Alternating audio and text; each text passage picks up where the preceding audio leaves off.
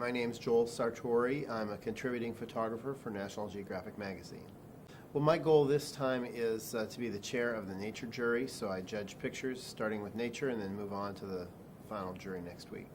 Well, in the first round we looked at probably close to 10,000 pictures. That includes stories and singles, and we're just trying to narrow them down to a handful for the general jury to look at next week. So our job really was serious thinning this week, and it took not too long actually. We're pretty fast. It's myself and Daniel Beltra and Sophie Stafford and I. We all have looked at nature pictures our whole lives, so it probably took us about 5 hours total to get through everything, get done. And then round two, we looked at things pretty closely and discussed the merits. But we were all in agreement most of the time. We knew what really stood out and what didn't stand out so much. The entries weren't consistently very strong. The few entries that were really strong, they really stood out and they raced right to the top, and they will get in the final round. People should edit their work well. We have seen a lot of entries where somebody will enter 10 pictures of the same thing because they couldn't edit themselves, just kind of hoping like a shotgun effect occurs. Well, we've seen in the nature category landscapes and beauty, beautiful pictures of birds or deer or whatever, elephants, but the things that resonate most with me as a conservation photographer are the issue stories. My group, we were all specialists in nature photography. That's what we do.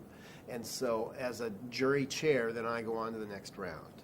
And my job, as I see it, is to keep people from voting for the wrong pictures when it comes to nature.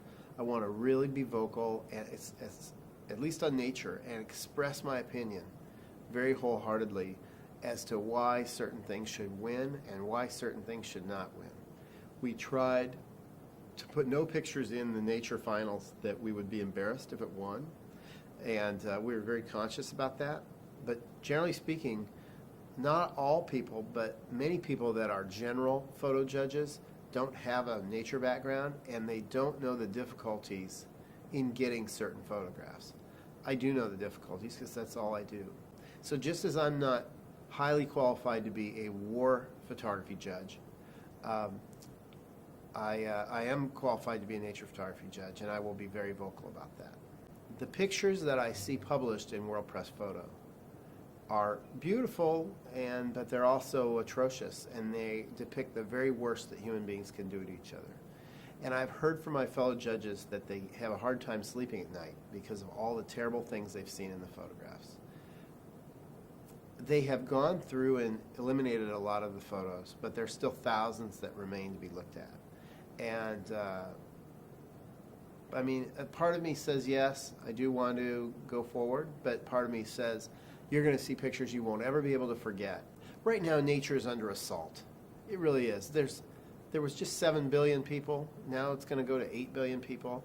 There's very little space left for wild things, and habitat is destroyed every day. And so if we can get the word out to people that how they live, their consumption, literally drives the extinction of other species, that's a great role for nature photography to play, in my opinion. That's its strongest, most high calling.